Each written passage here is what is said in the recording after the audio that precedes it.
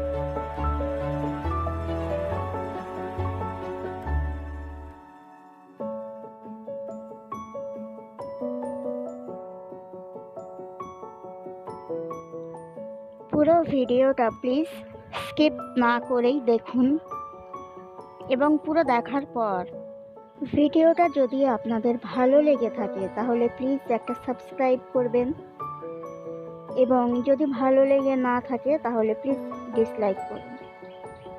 আপনাদের মতামত আমাদের জন্য প্রয়োজনীয়, তাই প্লিজ একটা লাইক কমেন্ট করে আপনাদের মতামত জানান এবং যাদের প্রয়োজন আছে তাদের জন্য প্লিজ শেয়ার করতে ভুলবেন না।